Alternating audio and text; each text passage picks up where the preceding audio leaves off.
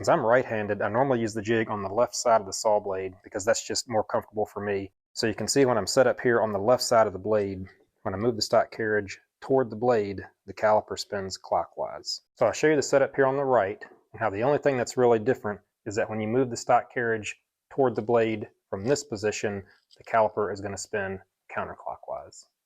So I'll go ahead and take the jig off the miter bar.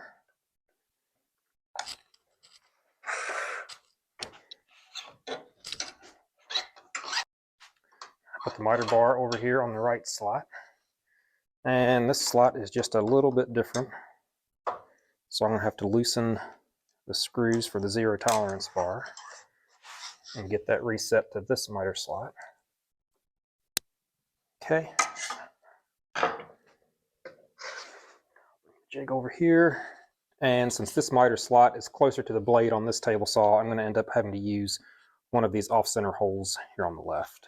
I'll just put it in the second slot here. Move the front screw over to the second hole from the left. And just for this demo setup, I'm not going to square the jig to the fence. I'm just going to go ahead and tighten the back screw down. Okay, now I'm going to disengage the caliper jaw lock. So I'll loosen that Allen wrench and drop the jaw lock. Now I'll move the stock carriage all the way this direction.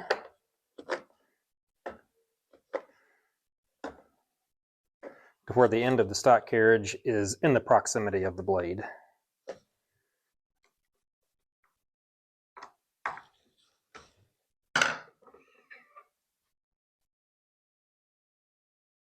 Now loosen the caliper hold down assembly, and what I want to do is open these calipers to where they're pretty much fully open.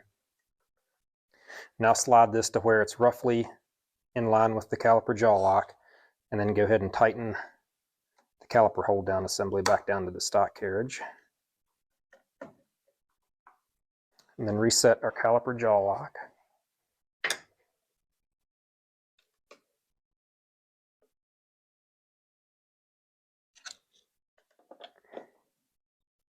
And now you can see when I move the stock carriage toward the blade